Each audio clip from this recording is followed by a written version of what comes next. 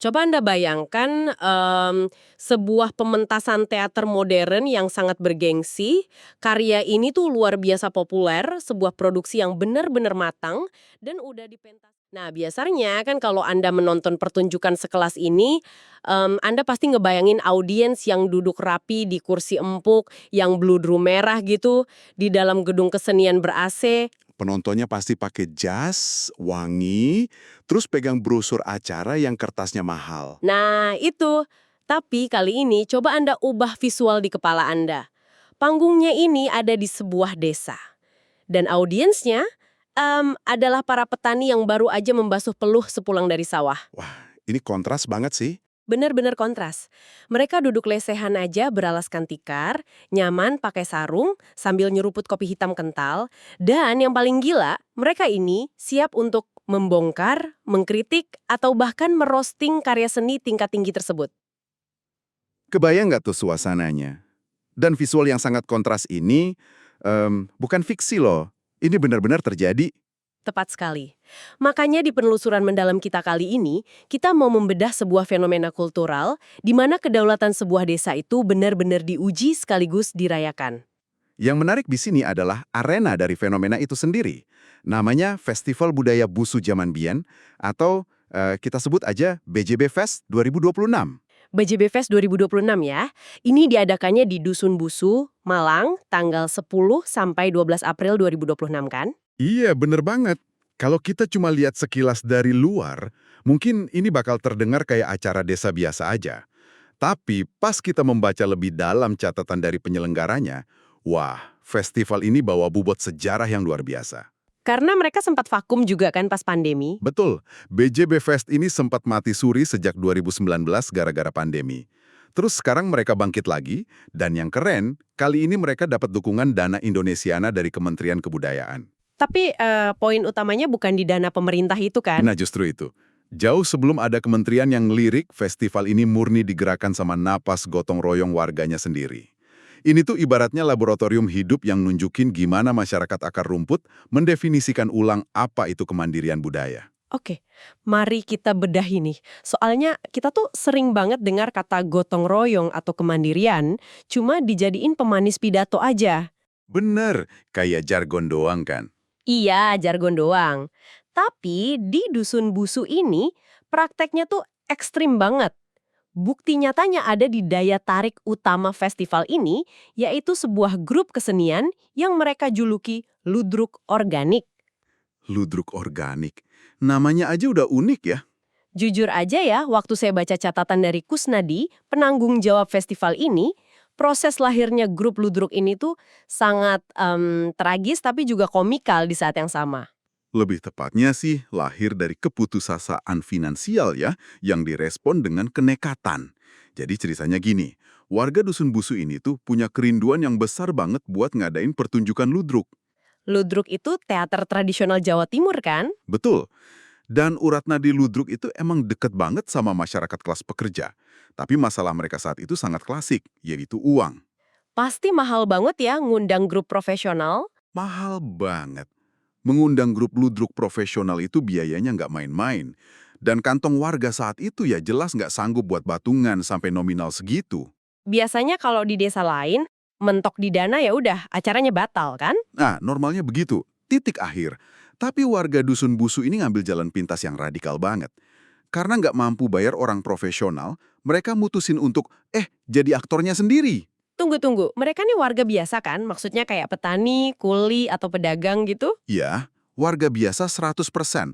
Tubuh mereka tuh terbiasa mencangkul, bukan menghafal naskah atau menari di atas panggung.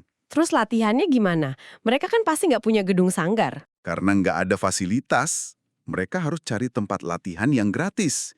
Dan disinilah bagian yang paling tragis sekaligus lucu itu. Mereka terpaksa berlatih teater di sebidang tanah kosong yang letaknya tuh persis di sebelah tumpukan kotoran sapi. Ya ampun, di sebelah kotoran sapi. Iya, coba Anda bayangin, mereka lagi mencoba berakting dramatis, menghayati peran, tapi udara di sekitarnya tuh penuh lalat, dan aroma menyengat dari pupuk kandang. Wah, itu sih ujian konsentrasi tingkat tinggi ya. Terus tanggapan tetangganya gimana? Pasti diomongin dong. Jelas dong, di budaya Jawa itu ada yang namanya tradisi paido. Paido itu kayak julid gitu ya? Bener banget, mencibir, mengejek, atau mengkritik dengan pedas. Jadi pas tetangga-tetangga ngeliat sekumpulan bapak-bapak kaku ini latihan teater di sebelah kandang sapi, cibiran itu langsung keluar. Mereka diketawain habis-habisan. Wah, sedih juga ya, niat baik malah diketawain. Orang-orang mulai teriak dari jauh kayak, ludruk macam apa ini? Ini mah ludruk organik. Kata organik di situ tuh maksudnya merujuk ke kedekatan mereka sama aroma kotoran sapi itu loh. Oh, jadi itu awalnya nama ludruk organik. Itu kan sebenarnya ejekan ya, tujuannya biar mereka malu terus bubar. Betul, itu murni ejekan. Tapi gilanya, mereka nggak bubar. Nah ini, bagi saya ini tuh kayak proses reclaiming atau ngambil alih sebuah hinaan. Ini ngingetin saya sama layaknya band punk rock gitu loh. Kayak gimana tuh analoginya? Misalnya ada band punk yang dikritik abis-abisan sama majalah musik, dibilang musik mereka kayak sampah, terus besoknya mereka malah jadiin kata sampah itu sebagai nama album debut mereka. Wah, analogi yang pas banget. Warga Busu emang nggak marah. Mereka malah membingkai ulang ejekan itu. Mereka pakai nama ludruk organik sebagai nama resmi grup mereka. Mereka mengubah stigma miskin dan bau kotoran sapi itu jadi sebuah branding keaslian ya. Tepat. Jika kita hubungkan ini dengan gambaran yang lebih besar, keputusan pakai nama itu adalah kemenangan psikologis yang luar biasa masif. Menunjukkan ketahanan mental warganya ya. Benar. Ketidakadaan fasilitas itu nggak membunuh kreativitas mereka, tapi justru membebaskan mereka dari tuntutan untuk jadi sempurna. Karena udah diejek dari awal, mereka jadi nggak punya beban kompromi artistik. Jadi mereka bikin karya yang benar-benar jujur. 100% milik warga. Menceritakan kegelisahan warga dengan bahasa mereka sendiri. Buktinya, di konferensi pers BJB Fest kemarin, nama-nama warga biasa kayak Heri, Erik, Jaini, dan Bomo tampil dengan sangat bangga. Iya, saya baca mereka bawain cuplikan lakon hikayat ke belakang. Betul sekali. Mereka tampil dengan kepala tegak, ejekan masa lalu itu sekarang malah berubah jadi semacam lencana kehormatan buat mereka. Oke, jadi panggung seninya udah mandiri dan kebal ejekan nih. Tapi ini kan festival berskala besar ya. BJB Fest 2026 ini kan menargetkan ribuan pengunjung. Ribuan pengunjung pasca pandemi loh ini. Nah, orang yang datang nonton sebanyak itu pasti butuh makan, butuh tempat ngumpul. Biasanya kalau logika festival modern, panitia bakal nyewain lahan kosong ke vendor luar kan? Iya, terus manggil deretan food truck, atau bikin tenda-tenda kerucut putih yang seragam itu. Tepat banget. Apakah Dusun Busu akhirnya nyerah dan pakai tata cara komersil ala kota untuk urusan logistik ini? Sama sekali enggak. Mereka justru membuang semua konsep festival urban itu ke tempat sampah. Serius? Terus mereka pakai konsep apa dong? Ini yang bikin arsitektur sosial BJB Fest sangat otentik. Untuk urusan kuliner, mereka menggelar bazar gastronomi. Tapi lapaknya bukan tenda sewaan. Lapaknya adalah teras dan halaman depan rumah warga itu sendiri. Wah, jadi jalan utama desa disulap jadi ruang makan raksasa gitu. Bener banget. Ibu-ibu desa masak langsung di dapur mereka yang berasap, terus nyajiin makanannya beberapa meter aja di depan pintu rumah mereka. Sangat organik. Itu keren banget sih. Tapi saya dengar ada aturan ketat soal penerangan ya. Iya, panitia melarang keras penggunaan lampu neon atau lampu sorot LED yang putih terang itu. Kenapa dilarang? Bukannya lampu neon itu lebih praktis ya buat acara malam? Karena penerangan itu mendikte suasana emosional pengunjung, panitia tuh mewajibkan warga buat pakai obor dan lampu Petromax yang bahan bakarnya minyak tanah. Oh, yang cahayanya kuning temaram itu ya?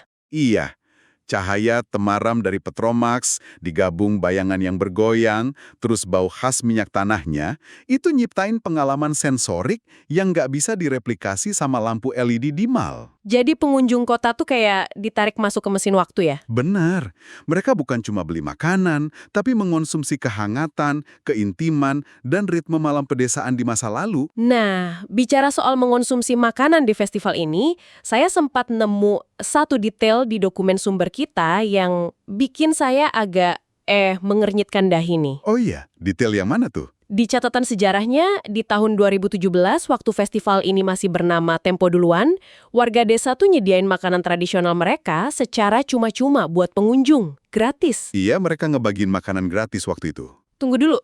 Kalau kita pakai kacamata bisnis ya, bagi-bagi makanan gratis buat ribuan orang itu kan bakar duit namanya. Bukannya itu model bisnis yang sangat buruk? Kalau dari sisi kapitalis murni sih, iya.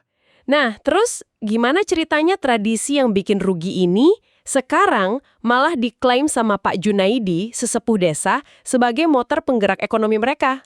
Kalau kita ngitungnya pakai Excel dan ngarapin balik modal hari itu juga, emang itu kelihatan kayak bunuh diri finansial. Tapi gotong royong pedesaan tuh nggak kerja pakai logika cash flow bulanan. Terus pakai logika apa dong? Kita harus melihatnya sebagai akumulasi modal sosial. Di tahun 2017 itu, waktu orang kota Malang datang dan disuguhi makanan gratis di teras rumah orang yang bahkan nggak mereka kenal, tembok transaksionalnya runtuh. Oh, pengunjung jadi ngerasa dihargai banget ya? Benar, mereka ngerasa lagi bertamu ke rumah kerabat, bukan sekedar datang ke bazar komersial. Wah, saya paham sekarang. Jadi suguhan gratis di 2017 itu sebenarnya bukan rugi, tapi malah jadi semacam marketing S3 mereka ya? Hahaha, iya bener, strategi S3 marketing. Strategi bakar duit yang berujung pada loyalitas. Orang kota ngerasa punya ikatan batin, terus cerita dari mulut ke mulut soal keramahan desa ini. Tepat sekali. Makanya Pak Junaidi nyebut momen itu sebagai ajang penguji kekompakan.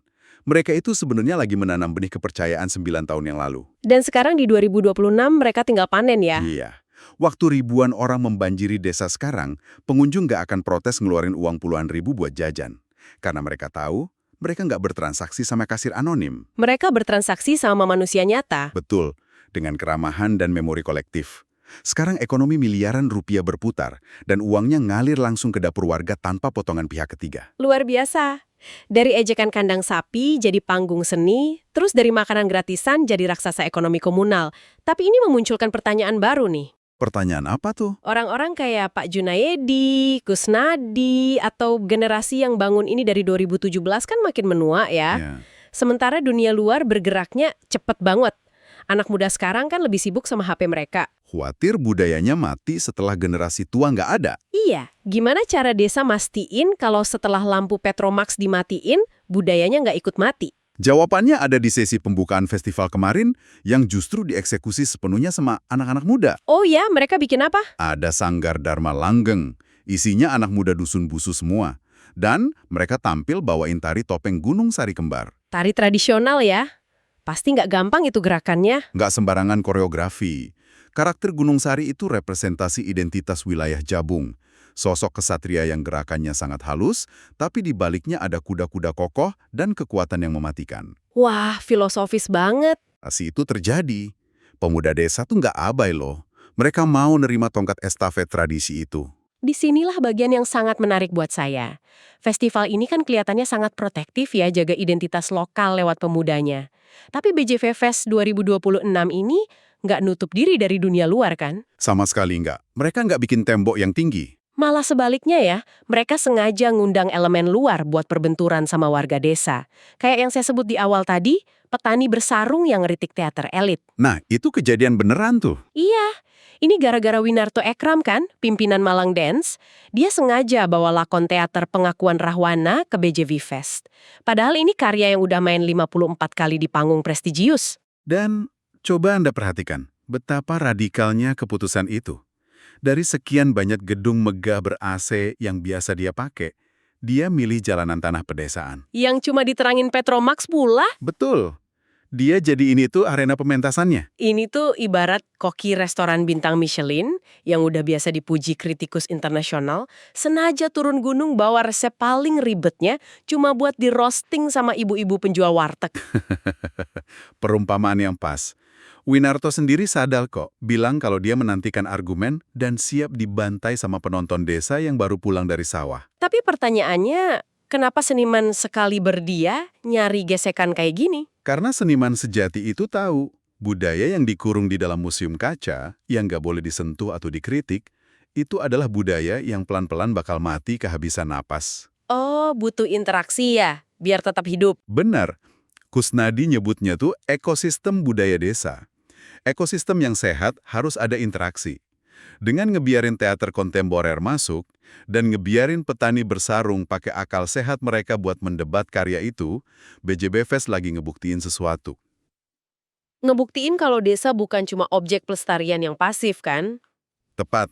Desa itu arena intelektual. Halaman rumah warga tiba-tiba menjelma jadi ruang diskusi kritis yang levelnya setara sama auditorium universitas. Gila, merinding saya dengernya. Jadi, kalau kita tarik benang merah dari semua obrolan kita hari ini, apa sih esensi yang bisa kita bawa pulang? Menurut Anda sendiri gimana? Kalau bagi saya pribadi ya, Dusun Busu ini nyadarin kita kalau kedaulatan sejati, kemandirian yang benar-benar otentik, hampir selalu berakar dari tempat yang paling bawah dan penuh keterbatasan. Setuju banget. Kita kan hidup di dunia yang seleranya sering didikte dari atas ya, lewat algoritma HP kita.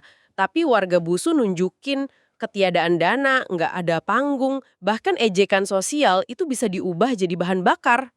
Asal ada nyala gotong royong yang tulus ya. Betul.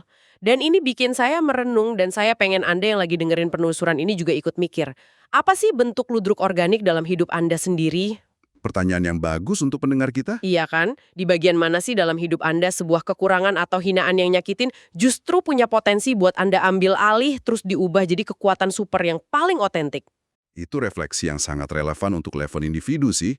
Tapi ya, dalam skala yang lebih makro soal Dusun Busu ini, saya punya satu pemikiran yang cukup bikin kepikiran nih buat kedepannya. Oh ya, pemikiran soal apa tuh? Gini, BJB Fest 2026 ini kan sekarang udah sukses besar ya.